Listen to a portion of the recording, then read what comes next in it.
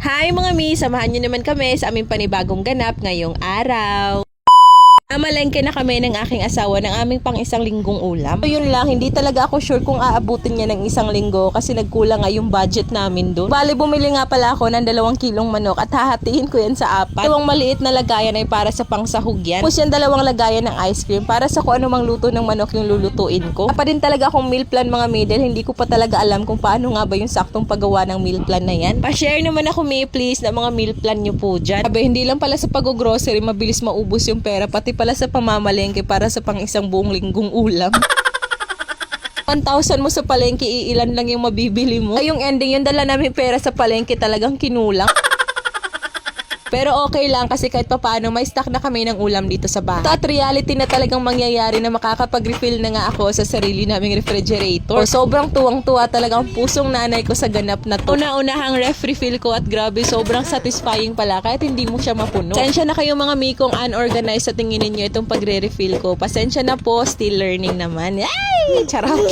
Mga pala mga coke, request yun ng asawa ko na mag-stock nga kami daw nitong coke. Nagbigyan ko na lang din kasi gusto ko rin dahil medyo matagal-tagal na rin na hindi na kami nakakainom ng coke.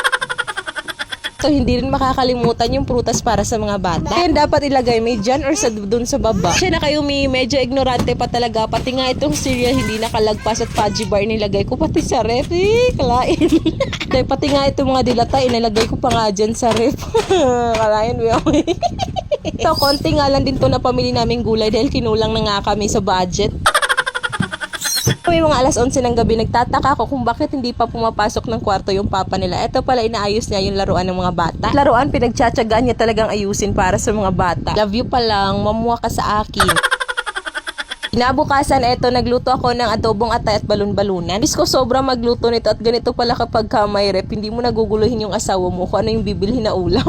Mamimili ka na lang kung ano yung lulutuin mong ulam na nasa freezer. Sabi, thank you Lord, reality na talaga yung pangarap kong magkaroon ng rep at makapag-stock ng uulamin namin sa araw-araw. Bandang alas 11 naman ng gabi, inaya ako ng aking asawa na gumawa na nga daw kami ng fruit salad. Ako pa kasi talaga sanang gumawa niyan dahil inaantok na nga ako. Talagang kinukulit niya nga ako dahil uuwi na nga daw yung bunso niyang kapatid at para makatikim nga din daw bago umuwi sa probinsya nila. Kanya kasi ihahatid yung bunso niyang kapatid dun sa kanila at mas maigi daw yung pagkatapos nilang kumain ng umagahan, makakakain din daw yung kapatid nila nitong fruit salad. Mga okasyon dito sa amin mga misa, diyan gumawa lang din talaga kami dahil nga may refrigerator na kami at gustong gusto, paborito talaga to ng asawa ko. Kaya nung mag-grocery kami, hindi ko na talaga pinalagpas yung request ng asawa ko na gumawa kami nitong fruit salad. Amoya nga din si Ate Megan biglang lumabas sa kwarto at nakikinig lang pala siya sa amin at hindi pa pala siya natutulog. Niya siguro yung papa niya nung inaya niya akong gumawa ng fruit salad kaya siguro nawala yung antok niya.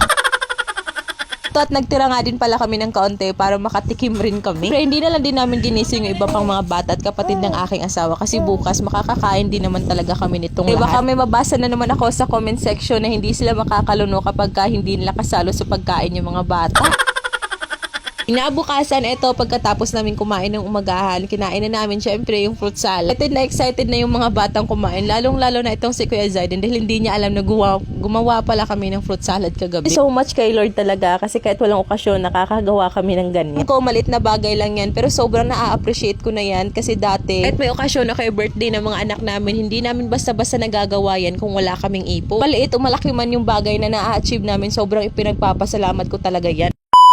Meron na naman ulit akong bagong gamit dito sa kusina. Unti-unti nakakapundar na talaga tayo ng mga gamit din sa kusina. Ito nga at meron akong kitchen tool set with holder at galing nga pala ito sa Oshine. Pasok na pasok din talaga ito para sa mga theme aesthetic. Set for 6 pieces na nga pala siya. So meron siya ditong peeler, can opener, scissor with clip, at syempre meron ding knife and egg beater. So made with stainless steel kaya hindi rin yan mangangalawang. Tapos kagandahan rin ito, hindi yan maiipunan ng tubig sa ilalim kasi ayan, meron siyang mga butas. Naka-organize din ito para sa ating kusina kasi meron na din siyang holder. Nagamit din natin ang toolset na yan sa araw-araw nating pagluluto. Mura lang din, 259 pesos lang isang set na.